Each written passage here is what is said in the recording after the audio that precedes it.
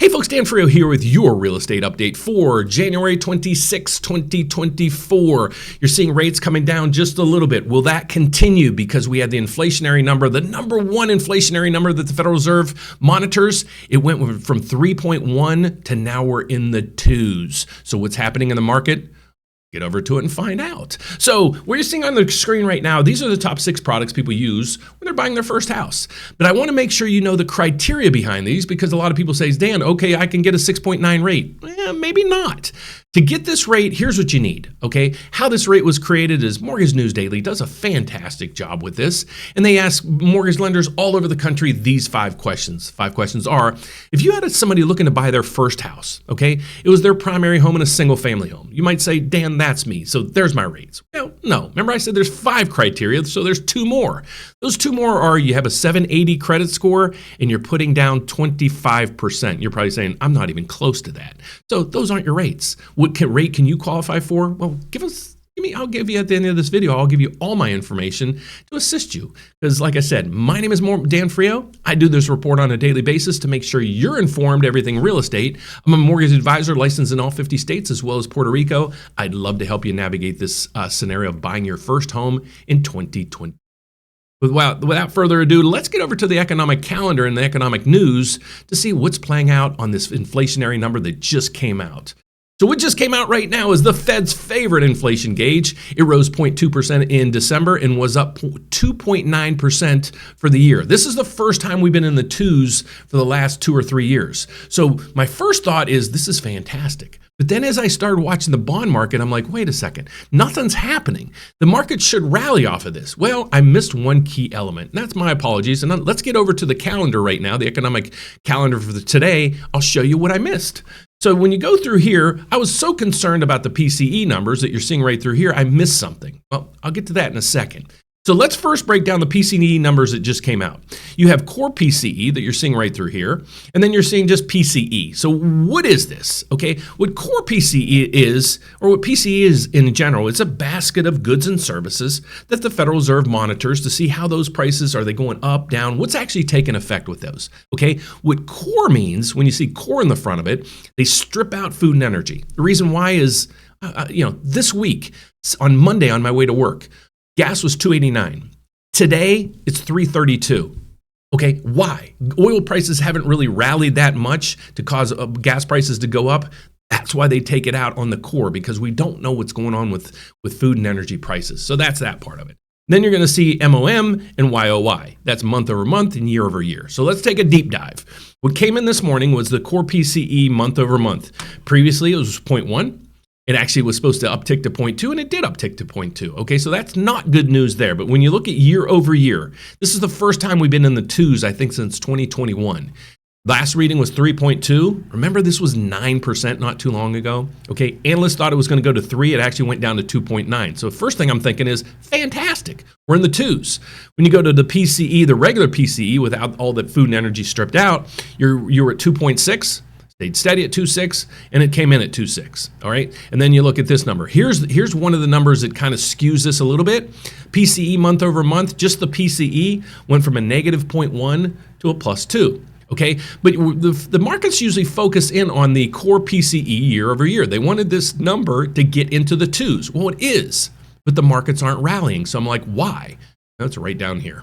Okay, remember I always said the Federal Reserve, they want 2 things. They want more and more people to lose their jobs, so they want the unemployment rate to go up, and because they don't want people making so much money. Well, this kind of contradicts it. Personal spending, okay, people continue to spend and spend and spend. When is it going to curtail? That's the unknown, and that's the scary part right now, because people are spending and they're putting now money. They've taken money out of their 401ks. They've taken money out of their retirement accounts. They've exponentially took out loans or bought stuff on their Visa cards. Now they're looking into home equity loans and so forth. So guys, please work within your budget and try to get through all this. But that's what I'll say on that things.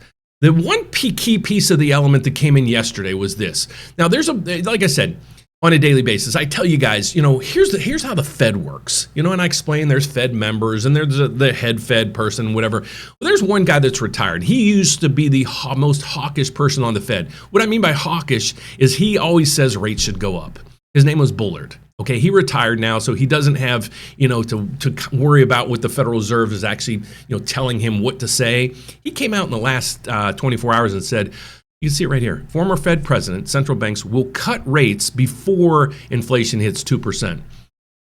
Former Fed member Bullard should cut rates by March. Yield slide is, so you can see right through here, the former Fed member who used to be one of the most hawkish people out there. Like I said, he always wanted interest rates to go up. He's actually coming in now that he doesn't sit on the Federal Reserve. He's now saying they're probably going to cut. So does he know something we don't know? I'm going to say yes, okay, on that. So based on all this information, what in the heck's the bond market doing? This is the uncertainty. This is the weird part of this. The markets don't really like this, okay? You're seeing the bond market right here. So let me explain this. This is what I see on my screens every day. I follow the bond market. The bond market that I follow is right here. MBSs. What does it mean? It's a mortgage-backed security bond. The yield on this thing is the biggest component of your mortgage rate, okay? So what we follow is here's the price, okay? All you need to know right here. Here's the price, and it's down 0.09. All you really need to know on this is if the price goes down, rates are going to go up. So let's look at what's happened over the last couple months. This is when rates were at 8%. Okay, when the market was here. Then we had it rally, and then rates hit about 6.25% right there. And then from there on, it's kind of been downhill. So let's break down this chart a little bit deeper. You can see right through here a 5-day chart, a 2-day chart. You can see that going where it is. So that's what's happening right now in the markets. Let's go back to the 3-month chart. Okay, so rates are basically stuck right in this range right here. We need some good data, some good inflationary data to actually make these mortgage rates come down even further. And I thought we had it today, but I missed the spending, how much people continue to spend. And that's the catalyst right now in the market.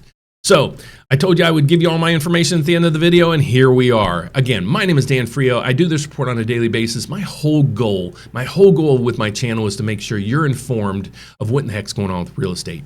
Why are prices doing what they're doing? Why are interest rates doing what they're doing? And what are all the mortgage products out there that help you? So what I can do here is I can actually route you to my website so you can educate yourself on a lot of information that we have. It's therateupdate.com. You're going to have a lot of tools right there at your disposal, but there's going to be 2 or 3 ways you can reach out to us if you're contemplating buying a house in 2024. How do you reach out to us to figure out, can you qualify in today's market? Well, we have an apply now button right up through there. You're more than welcome to click that. It's a little unique. What we do is we ask you a series of questions. Based on the answers to those questions, we're going to assign you to a mortgage specialist on my team that specializes in what exactly you're looking at. Okay, but if you want to call in or maybe reach out to me directly, scroll down to the bottom and you're going to see it right through here.